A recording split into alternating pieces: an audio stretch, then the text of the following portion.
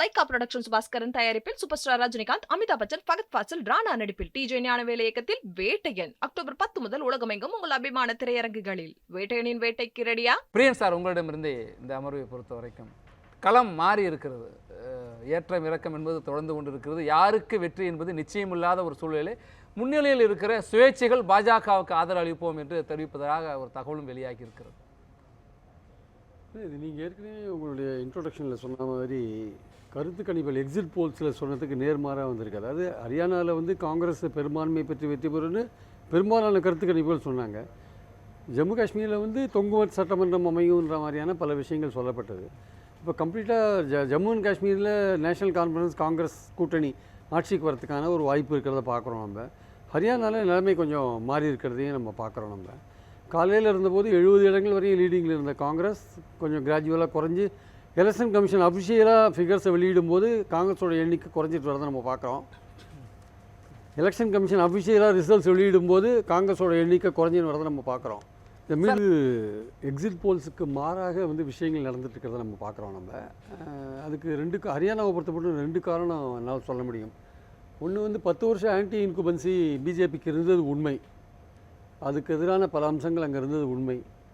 ஆனால் வந்து அந்த விஷயத்தை உணர்ந்து கொண்ட பிஜேபி தன்னுடைய முழு பலத்தையும் அங்கே பிரயோகித்து தேர்தல் பிரச்சாரத்தை நடத்தியிருக்காங்க. பல விஷயங்கள் அவங்க பண்ணியிருக்காங்க. எல்லா சமூக ஓட்டுகளையும் பெறுவதற்கான முயற்சிகள், ஆர்எஸ்எஸ் களத்தில் இறக்கி விட்டாங்க. கிரவுண்ட் லெவலில் அவங்க ஒர்க் பண்ணியிருக்காங்க. அதெல்லாம் வெளிப்படையாகவே எல்லாருக்கும் தெரிஞ்ச விஷயம். அதனால் வந்து இந்த ஆன்டி இன்குபன்சி அங்கே இருக்குது, இதை நம்ம பீட் பண்ணணும்னு ரொம்ப சீரியஸாக ஒர்க் பண்ணதோட பலன் அவங்களுடைய பணபலம், அதிகார பலம், ஆள் பலம், எல்லா பலமும் அவங்களுக்கு இருக்கிறதுனால இந்த எதிரான ஒரு அலையை கூட மாற்றக்கூடிய ஒரு திறமை அவங்களுக்கு இருக்கிறத நம்ம பார்க்குறோம். நம்ம ஸோ அதனால பார்க்குறோம் சார். இப்போ வந்திருக்க செய்தி என்னென்னா, அங்கே வந்து காங்கிரஸ் தான் பெரும்பான்மை பெருன்னு இருந்துச்சு நிலைமை. இப்போ ஜாட் சமூகம் தான் ஒரு தீர்மானிக்க சக்தியாக இருக்கிற அந்த சமூகத்தினுடைய வாக்கு வந்து 2ஆக பிரிஞ்சு பாஜகவுக்கும் சம அளவில் போயிருக்கு.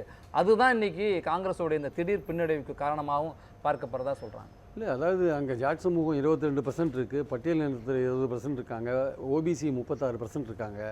அந்த நைனி வந்து ஓபிசியை சேர்ந்தவர் ஆக்சுவலாக. ஸோ ஜாட்டும் பட்டியலினமும் காங்கிரஸை வந்து கம்ப்ளீட்டாக ஆதரிக்கிற லெவலில் தான் இருந்தாங்க. ஜாட் வந்து பெரும்பாலும் விவசாயிகள் தான், பட்டியல் இனத்தோர் அவங்களுக்கு கீழே வேலை செய்கிறவங்க. ஸோ பெரும்பாலும் அவங்க வந்து காங்கிரஸ் ஆதரிக்கிற மூடில் தான் இருந்தாங்க. ஆனால் பிஜேபியோட அந்த கடைசி கட்ட பிரச்சாரம் இருக்குல்ல, அது வந்து கம்ப்ளீட்டாக மாற்றிருக்கு. அவங்க வந்து ஆள், அம்பு, சேனை எல்லாத்தையும் யூஸ் பண்ணியிருக்காங்க. அவங்க வந்து ஏன்னா பிஜேபியை வந்து we cannot take it lightly. அவங்க எலெக்ஷன் வரும்போது ஒரு அசுரர்கள் மாறி வேலை செய்வாங்க. அவங்க ஆர்எஸ்எஸ் அவங்களுக்கு கீழே இருக்கிறதுனால அவங்க வந்து தோல்வியும் வெற்றியாக மாற்றக்கூடிய ஒரு சக்தி அவங்களுக்கு இருக்குது. காங்கிரஸுக்கு அந்த அளவுக்கு கீழே பலம் கிடையாது, ஆர்கனைசேஷன் லெவலில் பலம் கிடையாது. மக்களே ஓட்டு போட்டால் தான் உண்டு. ஓட்டு போடுற மக்களை மாத்திர திறமை பிஜேபிக்கு இருக்குது ஆக்சுவலாக. அந்த அளவுக்கு அவங்க வந்து இன்ஃப்ளூயன்ஸ் பண்ணுவாங்க. அது மதம் மூலமாக பண்ணுவாங்க, வேறு பல விஷயங்கள் பணம் மூலமாக பண்ணுவாங்க, வேறு பல விஷயங்கள் மூலமாக பண்ணுவாங்க. அதனால தான் அந்த எக்ஸிட் போல்ஸ் ரிசல்ட்ஸ் வந்து மாறி இருக்குது ஆக்சுவலாக.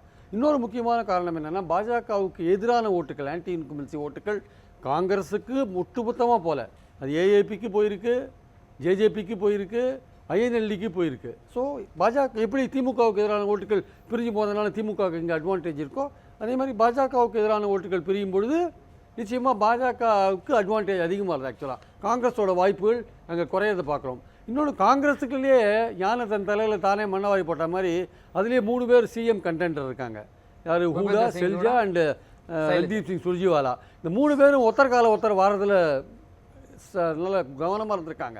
இவங்க ஆள் அதிகமாக வெற்றி பெறக்கூடாது, அவங்க ஆள் அதிகமாக வெற்றி பெறக்கூடாது, இவங்க ஆள் அதிகமாக வெற்றி பெறக்கூடாதுன்னு ஹூடா பின்னாடி வேலை ஏன் இருக்கார் பின்னாடி?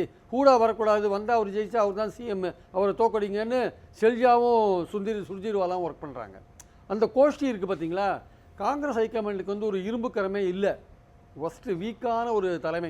ராகுல் 2 பேருமே பக்கத்தில் உட்கார பிரச்சார கூட்டங்கள். ராகுல் வந்து அவருடைய பர்சனல் இமேஜ் ராகுவோட பர்சனல் இமேஜ் இம்ப்ரூவ் ஆகிருக்கு. காங்கிரஸ் ஆஸ் அன் ஆர்கனைசேஷன் அதோட லெவல் இம்ப்ரூவ் ஆகலை ஆக்சுவலாக.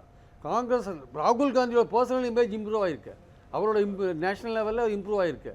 ஆனால் காங்கிரஸ் ஆஸ் அ பார்ட்டி வீக்கான ஆர்கனைசேஷன், கோஷ்டி பூசல் போன்றதன் காரணமாக அது பின்னடைவை சந்திக்குது ஆக்சுவலாக. வெற்றி பெற வேண்டிய ஒரு இடத்த கோட்டை விட்டு உட்காந்துருக்காங்க பாருங்கள். வெற்றி பெற வேண்டிய ஒரு இடத்த கோட்டை விட்டாங்கன்னா இந்த கோஷ்டிசனை தான் காரணம். அந்த ஆன்டி இன்குமென்சியை மொத்தமாக கன்சாலிடேட் பண்ண முடியாத லெவலில் கீழே ஆர்கனைசேஷன் இருக்குது அவங்களுக்கு ஆக்சுவலாக. ஆனால் மாறாக பிஜேபி வலுவிழந்து இருந்தால் கூட தன்னோட ஆர்கனைசேஷன் பலத்தினால் அது வெற்றி பெறுது ஆக்சுவலாக. அதிகார பலத்தினால வெற்றி பெறுது, பண பலத்தினால வெற்றி பெறுது, ஜாதி பலத்தினால வெற்றி பெறுது, மத பலத்தினால வெற்றி பெறுது. ஸோ இந்த மாதிரி விஷயங்கள்லாம் அவங்க கன்சாலிடேட் பண்ணுறாங்க.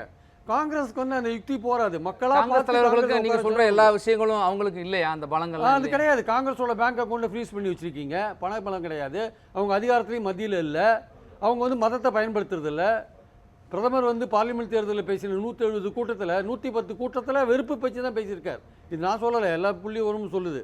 அவங்க அந்த மாதிரி தான் பண்ணுவாங்க, அது வேறு விஷயம். ஆனால் அவங்களுடைய ஸ்கில்லை நம்ம ஒத்துக்கணும், அவங்களுடைய திறமையை நம்ம ஒத்துக்கணும். வெற்றி பெறணுன்ற ஒரு நோக்கத்தோடு உழைக்கிறாங்க பார்த்தீங்களா? கம் வாட்மே எது வந்தாலும் பரவாயில்ல, வெற்றி மட்டுமே லட்சியம் என்று உழைக்கிறாங்க பார்த்தீங்களா? அது ஒரு பெரிய விஷயம். ஆனால் ஹரியானாவில் வெற்றி பெற்றது பெரிய விஷயம்னா, ஜம்மு அண்ட் காஷ்மீரில் தோத்தாலும் பிஜேபி கவலைப்பட மாட்டாங்க, தோத்தாலும் கவலைப்பட மாட்டாங்க. ஏன்னா அவங்க லெஃப்டினன்ட் கவர்னர் மூலமாக எல்லா அதிகாரத்தையும் ஏற்கனவே வாங்கிட்டாங்க. நீங்கள் எந்த தேர்ந்தெடுக்கப்பட்ட எந்த கவர்மெண்ட் வந்தாலும் நீ யாராக வேணால் இருந்துருப்போம், எனக்கு கவலை இல்லை, ஆட்சி எங்கள் கையில் தான் இருக்குது. அதனால் அங்கே தோத்தாலும் கவலை இல்லை. பாஜக அங்கே புதுச்சேரி போல அவங்கள பொறுத்த மட்டும் ரெண்டுமே வெற்றி தான். பிஜேபி ஹரியானா காஷ்மீரில் தோத்தாலுமே அது வெற்றியோட கணக்கு தான். ஏன்னா ஆட்சி வந்து லெஃப்டினன்ட் கவர்னர் தான் நடத்த போகிறாரு. போலீஸ் அதிகாரத்தை பிடிங்கிட்டாங்க, அங்கே இருக்கிற எல்லா அதிகாரத்தையும் அவங்க பிடிங்கிட்டாங்க. 5 நாமினேட்டட் எம்எல்ஏ வேறு கொண்டு வர போகிறாங்க. எதுக்கு சார் அப்புறம் கவலை பண்ணணும்? நீங்கள் எத்தனை 0 இடம் வாங்கினாலும் நீங்கள் கவலைப்பட வேண்டாம். பிஜேபி கேட்டால் வந்து 370 வச்சு பிரச்சாரம் பண்ணாங்க, 370க்கு எதிராக மக்கள் ஓட்டு போட்டாங்க, இல்லை ஆதரவாக ஓட்டு போட்டாங்க. இந்த மாதிரி விஷயங்கள் வந்தால் கூட பிஜேபிக்கு ஆனால் இன்னொரு விஷயம் இருக்குது. பிஜேபிக்கு காஷ்மீர் என்பது உணர்வுபூர்வமான விஷயம். அது வந்து வெறும் எலெக்ஷன் இஷ்யூ கிடையாது, அது எமோஷனல் இஷ்யூ காஷ்மீர். அதனால் எமோஷனல் இஷ்யூவில் அடி வாங்குறாங்க. தேர்தல் விஷயத்தில் தோத்தா கூட எமோஷனலாக அடி வாங்குறாங்க. ஆனால் அதை பற்றி ஏன் கவலைப்பட மாட்டாங்கன்னா, மத்தியிலேருந்து லெஃப்டினன்ட் கவர்னர் மூலமாக ஆட்சி அவங்க கையில் இருக்கிறதுனால தோத்தாலும் எனக்கு கவலை இல்லைன்னு போயிடுவாங்க. அதனால் பிஜேபியை பொறுத்த மட்டும் ரெண்டுமே அவங்களுக்கு வெற்றி.